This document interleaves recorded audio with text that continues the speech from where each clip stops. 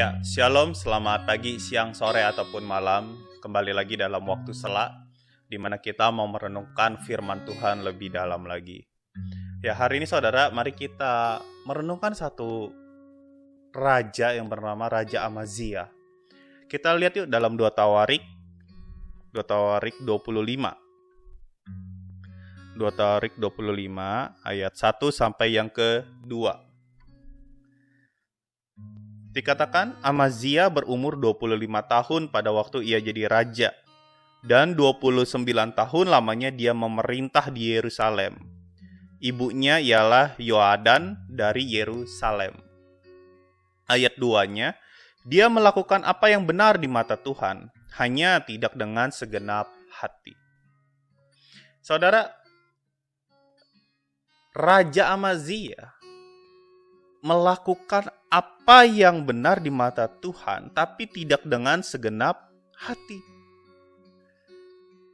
Usianya saat itu 25 tahun, saudara, waktu dia jadi raja.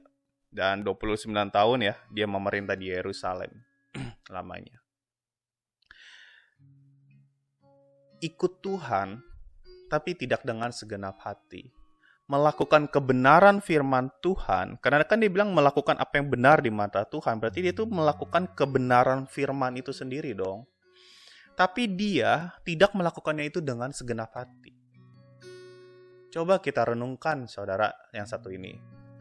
Seringkali kita masih seperti ini. Kita masih hidup di dalam dua hal. Ikut Tuhan, pelayanan, berusaha belajar mempersembahkan yang terbaik lewat pelayanan kita, lewat apapun itu. Tapi di sisi lain kita masih hidup di dalam satu dosa. Saudara, sebenarnya ayat ini tamparan keras jika kita mau renungkan lebih dalam lagi. Di waktu yang hari ini, saudara, mari kita renungkan satu ayat ini. Supaya kita tuh punya hidup tuh lebih baik, saudara. Jangan sampai kita seperti Raja Amazia ini. Kita melakukan apa yang benar di mata Tuhan, tapi tidak dengan segenap hati. Kenapa? Karena hati kita itu tidak sepenuhnya mengasihi Tuhan. Hati kita ini tidak sepenuhnya cinta sama Tuhan. Saudara bayangkan jika saudara punya pasangan, tapi pasangan saudara itu tidak dengan segenap hati mengasihi saudara. Tentu saudara akan kecewa.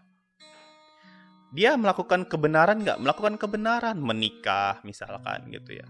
Lalu bertanggung jawab, kasih nafkah. Misalkan dia adalah seorang suami gitu ya. Dia kasih nafkah kepada saudara. Dia bertanggung jawab sebagai seorang kepala keluarga. Dia memberi hadiah-hadiah untuk si istri, juga untuk anak-anak. Tetapi ternyata hatinya tidak sepenuhnya untuk istrinya, untuk pasangannya. Jika saudara tahu tentang hal itu, saudara pasti sakit hati. Dan ujung-ujungnya akan berakhir dengan kata-kata, aduh gue mah gak butuh harta gitu ya, atau nggak butuh yang ini, nggak butuh itu, gue butuh cinta lu gitu kira-kira.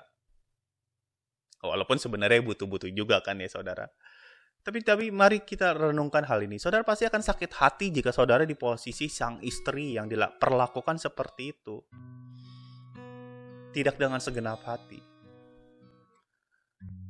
Apalagi Tuhan, saudara. Kalau kita pelayanan, melakukan kebenaran firman Tuhan, kita belajar nih ya, untuk rajin baca Alkitab, ikut rajin saat teduh maksud saya, baca renungan firman Tuhan. Lalu kita juga rajin berdoa, tapi kita tidak sepenuhnya hati kita untuk Tuhan. Ini buat apa, saudara? Buat apa?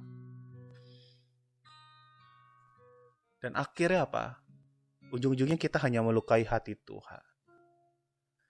Nah, untuk itu hari ini mari kita renungkan satu ayat yang sederhana, saudara. Tentang kisah Raja Amazia yang singkat itu aja, saudara. Dari ayat yang keduanya aja tadi. Dia melakukan apa yang benar, tetapi tidak dengan segenap hati. Pertanyaannya sekarang, udah belum kita ikut Tuhan, tapi ikut dengan segenap hati? Mengasihi Tuhan, benar-benar mengasihi Tuhan dengan segenap hati. Mencintai Tuhan, tapi benar-benar mencintai Tuhan dengan segenap hati. Karena kalau memang iya, maka itu akan terlihat dari sikap hidup kita, dari kata-kata kita, juga dari usaha kita mau berubah menjadi pribadi yang lebih baik lagi. Artinya apa? Kalau masih ada dosa di dalam hidup kita, kalau kita benar-benar mengasihi Tuhan dengan segenap hati, maka kita pasti akan berusaha semaksimal mungkin untuk berusaha menjadi pribadi yang lebih baik lagi, untuk berusaha untuk tidak berdosa lagi, untuk tidak jatuh di lubang yang sama. Pasti kita akan berusaha. Orang kalau udah cinta, apapun juga akan dilakukannya untuk mendapatkan cinta dari orang tersebut atau pribadi orang tersebut. Kalau kita benar-benar mengasihi Tuhan kita, maka berikanlah seluruh hati kita, seluruh hidup kita ya untuk Tuhan. Segala usaha kita lakukan. Aduh susah nih meninggalkan dosa yang satu ini. Pengen sih ikut Tuhan, tapi ya ada dosa yang masih gak mau. Hey, kalau engkau benar-benar mengasihi Tuhan, maka engkau pasti berusaha untuk tidak berbuat dosa yang sama lagi. Amin saudara. Mari kita belajar untuk satu hal yang ini. Kita, siapapun pasti pernah punya pergumulan. Tapi kalau kita mau menyerahkan, kita mau dipimpin oleh Roh Kudus, hidup kita pasti bisa berubah. Menjadi lebih baik, lebih baik, lebih baik, lebih baik lagi.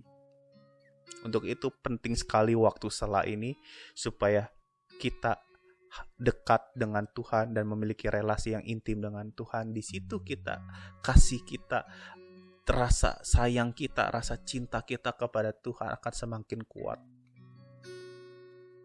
Dan kita pasti mau berusaha menjadi pribadi yang lebih baik lagi. Tanggalkan seluruh dosa-dosa yang ada. Amin saudara. Mari kita sama-sama belajar untuk satu hal yang ini. Dosa apapun itu, akui di hadapan Tuhan. Belajarlah untuk tidak melakukan hal itu lagi. Di dalam nama Tuhan Yesus. Amin.